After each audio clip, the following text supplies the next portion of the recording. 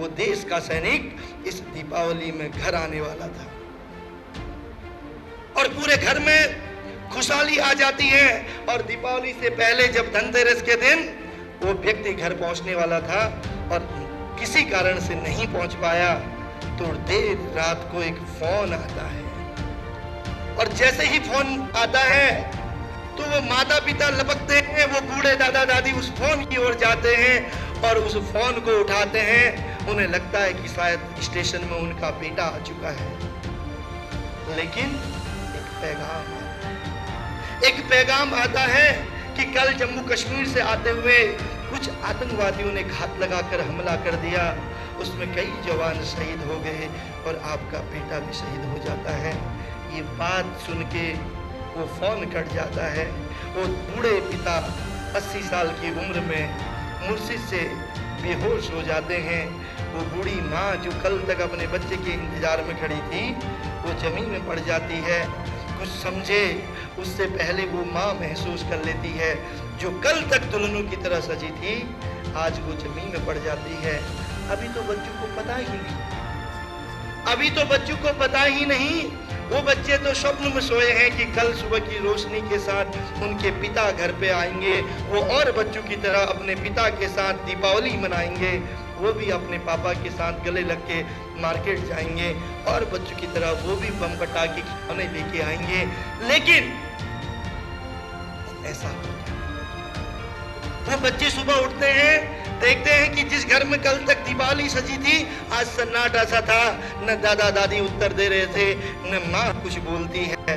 वो बच्चे जब बाहर जाते हैं तो आंगन में लोगों की भीड़ को देखते हैं और वो भैया अपनी बहन से कहता है कि बहन, आज ये लोग नहीं, हम अपने पिता के गले लगेंगे, ये लोग नहीं, हम दीपावली मनाएंगे।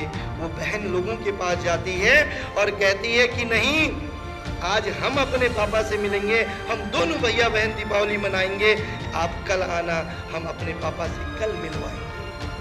कोई उत्तर नहीं देता, उन्हें समझ में नहीं आता।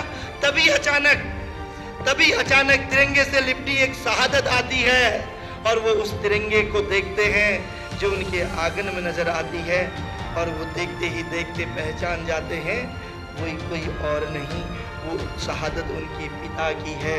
दोनों भैया बहन उस तिरंगे से लिपट जाते हैं और आंसू की धाराओं के साथ अपने पिता को याद करने लग जाते हैं और खड़े होके अपनी माँ को निहारते हैं और माँ की ओर देखते हुए कहते हैं कि माँ, मैं समझ गई कि अब हमारे पिता कभी लौट के नहीं आएंगे। माँ, मैं समझ गई कि अब हम दीपावली नहीं मना पाएंगे। माँ, हम समझ गए कि हम और बच्चों की तरह अपने पिता की ताकत को नहीं प्राप्त कर पाएंगे। माँ, मैं समझ गई जो तू कल तक दुल्हनों की तरह सजी थी, आज क्यों बेहोश सी खड़ी है। जो कल तक तेरे माथे में सिंदूर सजा था, आज वो क्यों तुझसे दूर है। मैं समझ गई माँ, अब हम अपने दादा दादी के बुढ़ापे की लाठी को कभी नहीं देख पाएंगे। और दोनों भैया बहन उस तिरंगे को चूमते हुए गले लगाते कहते हैं कि माँ, सौगंध है इस तिरंगे की, सौगंध है इस तिरंगे की, इस आतंकवाद को नष्ट करने के लिए जो काम हमारे पिता ने नहीं किया, हम भाई बहन करेंगे। सौगंध है माँ तेरे आंखों के आंसू की, फिर जीवन में कभी ऐसा काम नहीं करेंगे जिसकी वजह से तेरे आंखों में आंसू आए। हमें अपने दादा दादी की, इनके बुढ़ापे की लाठी हम बनेंगे। एक भाव जब उन बच्चों के मन में आता है, ऐसे भाव जब उन बच्चों के मन में आता है, तो मैं कहना चाहता हूं कि इस जीजीआईसी में पढ़ने वाली बहनें किसी के माँ बाप की दीर्घायु के लिए,